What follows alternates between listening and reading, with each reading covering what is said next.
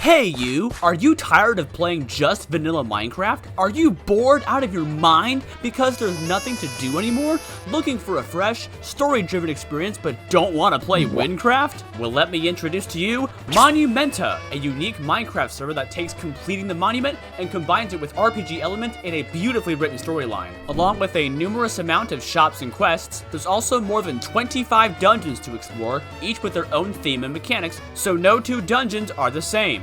All this and more in the Ultimate Beginner's Guide to Monumenta. When you log into Monumenta for the first time, you'll spawn in a house with Julia, and she'll direct you towards the tutorial.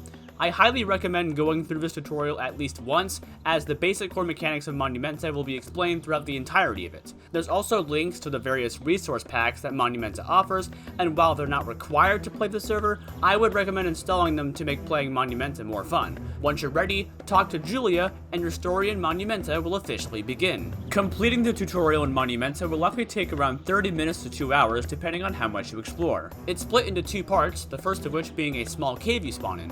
This cave will introduce you to the basic structure of the Complete the Monument genre, which includes mining spawners and looting chests for valuable items. The second part of the tutorial is a small dungeon that will introduce you to the various items you can collect across all of Monumenta, from armor to weapons to the sweet cash that's needed to purchase a majority of higher quality items. Each tool and armor has a tier level that ranges from tier 1 all the way to tier 5. The higher tier the armor piece or tool is, the more useful it'll be. Every piece of armor you collect will increase either your armor stat or agility stat. These both do the same thing in protecting you, but for now it's best not to mix them together.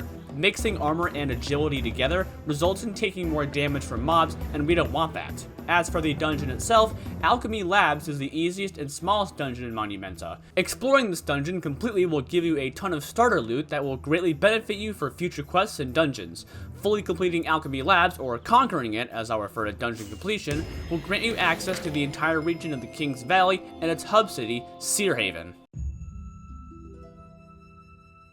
Sierhaven is the largest city in the King's Valley and extremely important for the early game of Monumenta. The amount of buildings and text boxes around to look at might seem a bit overwhelming at first, so for now, let's focus on the buildings and NPCs that are important to a beginner of Monumenta right now. Starting from the central square in the northeastern direction, the Questmaster NPC will be your guide across all the King's Valley. Punching him allows you to check out every available quest to complete in the city. He also offers a quest compass, which is your tool to locate the places you'll need to go for your current quest. Holding shift and right-clicking while holding the quest compass will pull up a menu, where you can switch between different activated quests, as well as seeing the exact distance from the next location the quests require you to go to.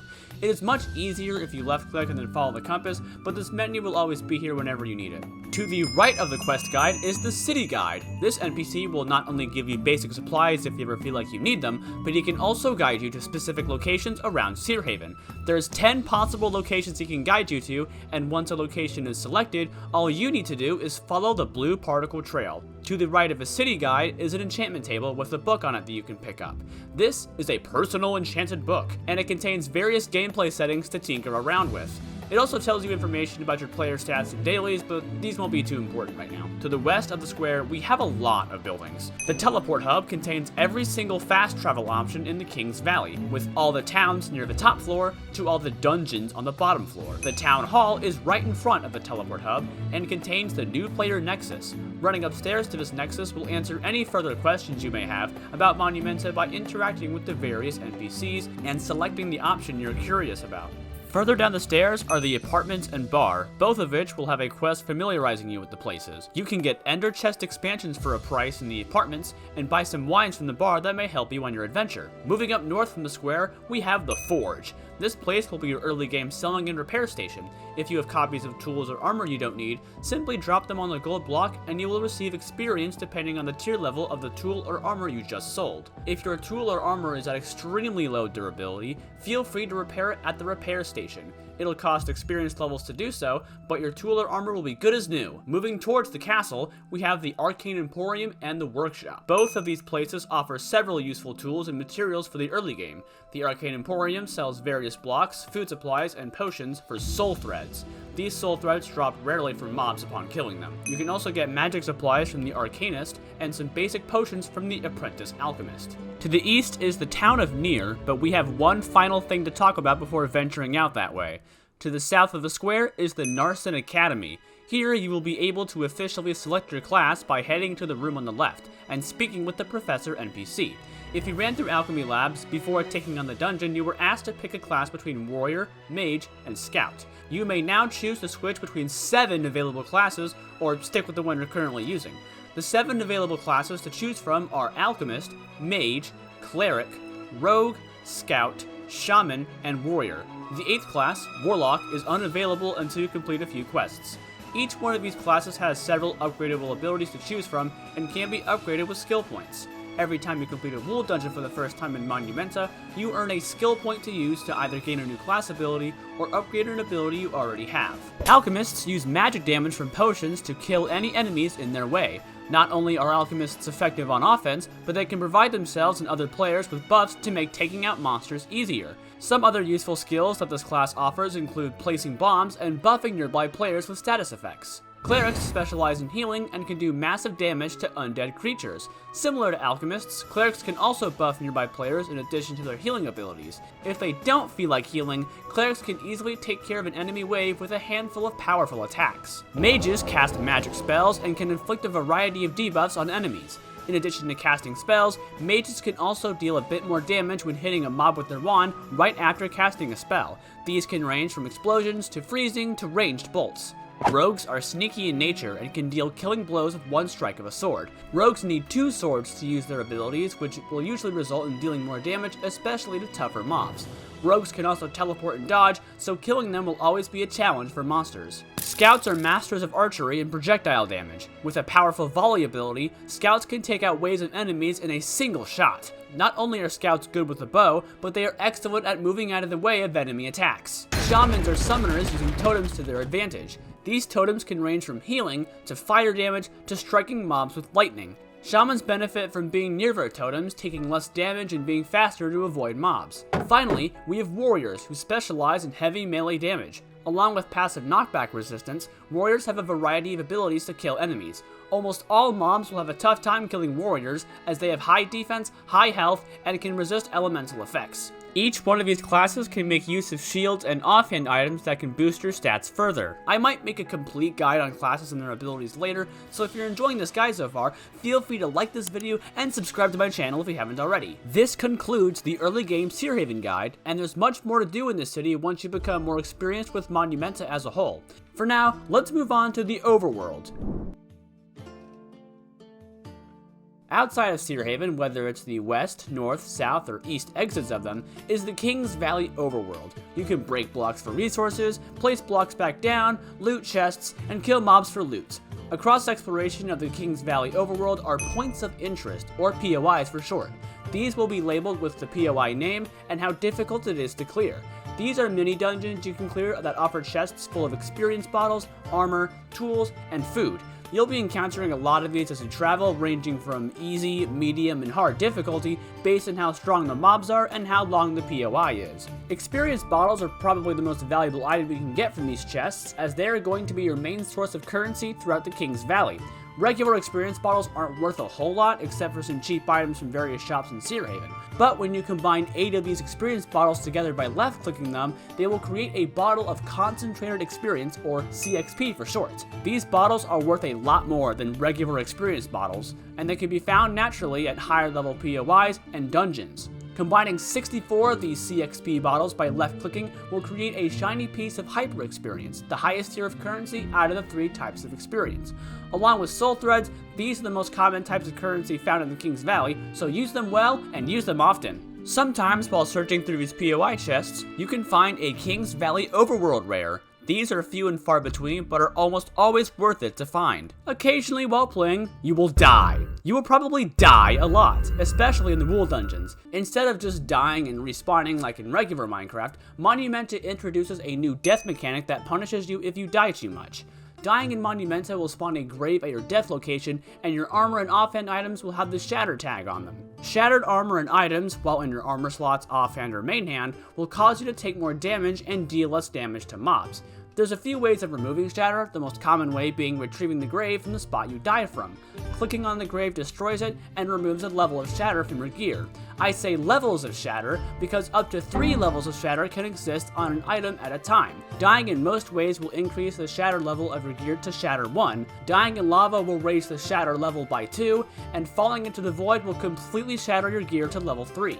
While your gear is at the 3rd level of Shatter, you will take a massive amount of damage, deal an incredibly weak amount of damage, and gain permanent mining fatigue. The game is virtually unplayable with Shatter 3 on your gear, so it's best to switch it out with something new if it ever gets to that point. So, we've talked about the tutorial, various NPCs, key structures, classes, and the death mechanic. This is all the information that I feel a beginner of Monumenta would need to know. But after completing the tutorial and becoming familiar with all the mechanics and shops Monumenta offers, what should you do next? How are we going to get to the first of many dungeons in this game? Earlier I mentioned that Monumenta has a customized story written to immerse you in the region of King's Valley, and that starts with the quest Vargos gives you in front of the Narsen Academy. Completing this quest will give you a cutscene which shows you insight on the events that took place in the valley. From this point on, I would recommend checking the quest guide for directions on what to do next, as there will always be something to do, whether you're in Sierhaven or checking with the guide in the town of Nier. A feature I haven't mentioned with the quest guide NPC itself is checking out the option of the mainline story.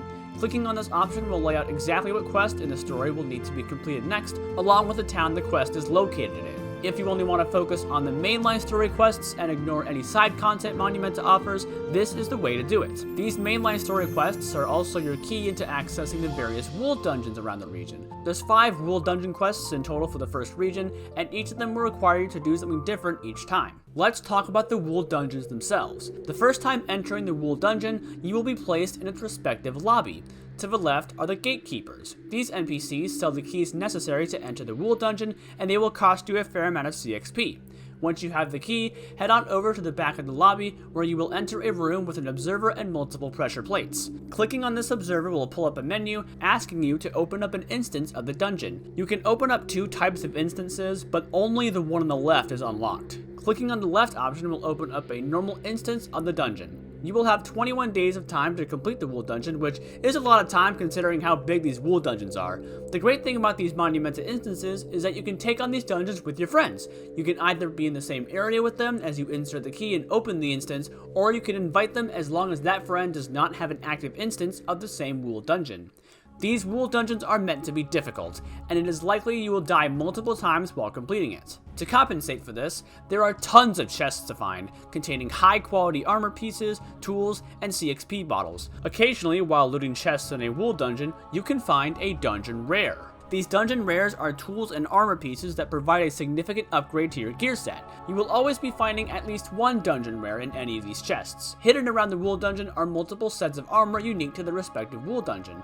These may be useful to use in the early game of Monumenta if your armor set has a less amount of protection than the wool dungeon armor sets. Additionally, some wool dungeons will also include another tool of some sort with this armor set. The white wool dungeon has the sacrificial dagger, the orange wool dungeon has the hide shield, and so on and so forth. Also unique to wool dungeons are the types of mobs that can spawn from the various mob spawners. Most of these mobs are normal and will have white name tags above their head. A few of these mobs will have orange name tags on top of their heads, and these are referred to as elite mobs. These types of mobs are stronger, have more health, and sometimes have a special ability to make them stand out. Elite mobs are usually found in wool dungeons, but there are a few of them scattered around various POIs in the King's Valley Overworld, including that zombie throwing TNT we saw earlier. Conquering a wool dungeon will teleport you to its respective loot room. These loot rooms always contain 4 extra chests to pillage through, an ender chest, and the all-powerful wool sitting in its own glass box. It also means you've accomplished what 85% of new players to Monumenta haven't, and that deserves a hefty congratulations. If you've made it this far, then you have the essentials for Monumenta down and are ready to take on more dungeons, more quests, and tougher POIs. Before you do that, I would like to talk about a few other key features that are available to you as a beginner. It's not required to know about all of these at any point, but I think all of these features will help you in some way in the future. After the completion of the Mage's Legacy quest, you gain access to the option of buying a personal plot. It'll cost a piece of hyper experience, but this plot will be used to store any extra tools, items, food, blocks, you name it. You can build whatever you want here, so feel free to make it stylish, as I kinda have with mine. You may feel compelled to check the player list at some point while you're on Monumenta, and it's definitely a lot different from your average tab key press. The far left box on tab contains what effects are applied to you, along with when they expire. Above the effect tab is the Patreon Shrine effects, which offers additional custom effects that apply to every player online when they're active. Activating these effects requires donating money to Monumenta's Patreon, which I'll happily link in the description below if you ever feel like donating. The development team over at Monumenta puts in so much time and effort to keep the server running, and donations from the fans of the server go directly to the development of Monumenta itself. The rest of a tab list contains every player currently online, as well as what guild and shard they are in. Shards are the names of the various servers that are open, ranging from regional shards, dungeon shards, and plot shards. Given how many people play Monumenta on a daily basis at the same time, all regions and some dungeons have multiple shards to keep the server as optimized as possible. Guilds are smaller communities of players, signified by the tag next to their username. Players in their specific guilds get access to a guild plot, custom guild banner, and a private chat channel to converse in. To join one, you can either get invited to a guild or make your own guild instead. In order to make a guild, however, you and 3 other members must have completed the Magenta dungeon, which is a decent trip away. Now, speaking of chat channels, the guild chat isn't the only type of chat channel that you can chat in. There are a numerous amount of chat channels to type in if you have your chat turned on. The default chat channel is the global channel, marked with a G. This is just your regular chat, I don't know what to tell you. The LFG channel stands for Looking for Group. This channel is used to search for other players to join you in dungeons and quests. The typical format for requesting a group is separated into multiple parts, starting with the abbreviated dungeon name. Then we move to how many players can join, the cost to join if it costs anything, and finally, what shard it's in. Players will typically respond with an OMW in chat to signify that they'll be joining shortly. The WC channel stands for World Chat. This chat is used to communicate with players in the same world or instance as each other. This channel helps tremendously whenever a group of players set out to conquer a dungeon together. The local channel serves the same purpose, but is used for players in the same shard instead. The TR channel stands for Trading. Use this channel if you ever feel like trading an item with someone else, or maybe buying or selling an item at a discount. The easiest way to receive and send items is through the /mail system, where typing in /mail, send, player, and then the username of the player you're sending mail to will pull up a separate menu. You can place whatever items you want to send, and the other player will be immediately able to pick them up the moment you place the item here, and vice versa. The second most important channel is the Moderator Help channel. This channel is specifically used to contact any moderators online about serious problems you have. This could range from bugs to glitches to unfair events that may happen to you. Other chat channels in Monumenta that I know of include the ZH and ES channels for Chinese and Spanish players to speak in. That should just about cover everything. If you have any further questions about Monumenta or wonder what to do on a certain quest at any point during your time here, feel free to consult the Monumenta wiki or join the official Monumenta Discord. The wiki contains so much more information about specific quests, items, and dungeons that aren't explained in this video, and it will guide you on what you need to do for a quest if you're stuck on what to do next. The Discord server is full of Monumenta experts, lore keepers, and casual fans alike. It's a great place to be if you want to interact with the majority of the community. With that being said, thanks so much for watching. Feel free to like this video if it's helped you out and subscribe to my channel. This has been the Ultimate Beginner's Guide to Monumenta.